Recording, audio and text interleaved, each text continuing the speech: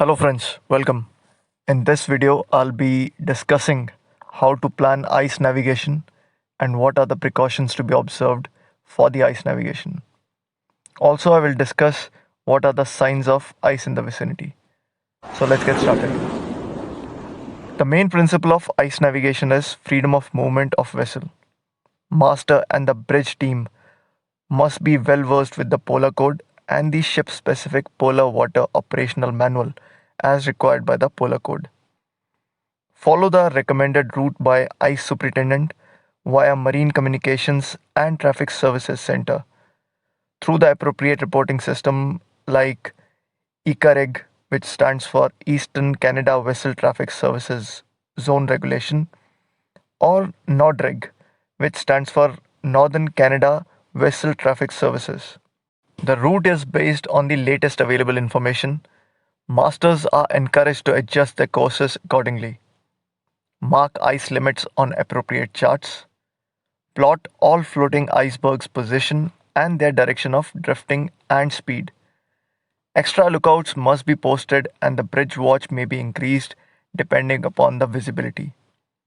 Do not enter ice if an alternative, although longer, open water route is available. Enter the ice at low speed to receive initial impact. Once into the pack, increase speed gradually to maintain headway and control the ship. The vessel should be at right angle to the edge of the pack ice at the entry to avoid glancing blows. Be prepared to go full astern at any time. The point of entering the ice must be chosen very carefully, preferably in an area of lower ice concentration. Navigation in pack ice after dark should not be attempted without high power searchlights, which can be controlled easily from the bridge. If poor visibility is encountered, heave to in the ice and keep propeller turning slowly as it is less susceptible to ice damage than if it were completely stopped.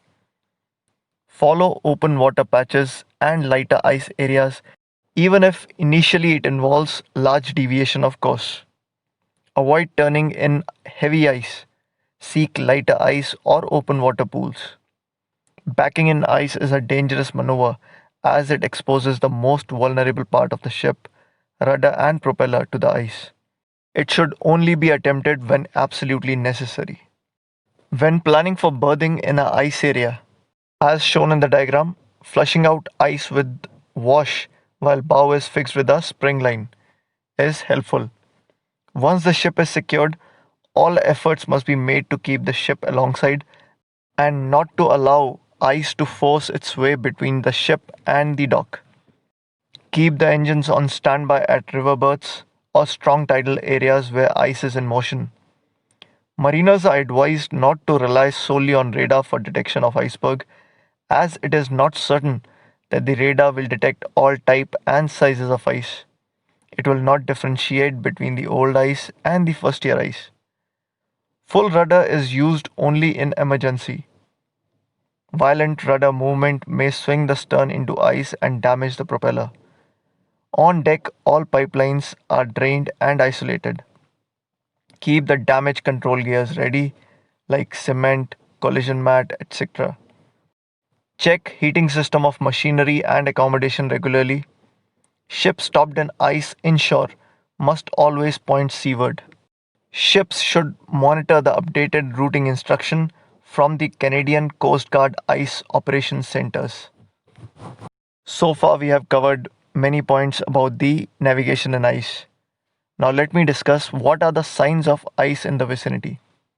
When steaming through open water, it may be possible to detect the approach of ice by the following signs. Ice blink. This is a fairly reliable sign and may be the first indication that an ice field is in the vicinity. It can usually be seen for some time before the ice itself is visible, and it appears as a luminous reflection on the underside of the clouds above the ice. Its clarity is increased after a fresh snowfall. On clear days, ice blinks is less apparent but may appear as a light or yellowish haze, which would indicate the presence of ice. Ice blink can sometimes be detected at night, either from the reflection of moonlight or from the ambient starlight in clear weather.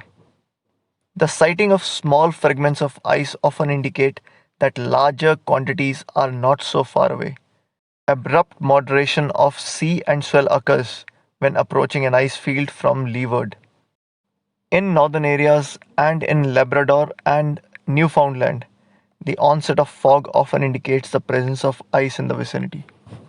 Finally, I summarize the main principle of ice navigation is that the freedom of movement of vessel must be maintained. All the information that is required is provided in the Polar Code and the ship specific Polar Water Operational Manual. There are services which are giving you sufficient information and information about the ice. And when you have all this information, it must be plotted on the chart. Signs of ice like ice blink, sighting of small fragments of ice, abrupt moderation of sea and swell, and onset of fog in northern area must be noted and all precautions must be taken. And as discussed earlier, to maintain the freedom of movement, it's important that vessel does not enter a packed ice. Always look for areas where there is sufficient space to turn around, maneuver, even if the route is longer. And if you have to enter the ice area, the initial impact must be as slow as possible.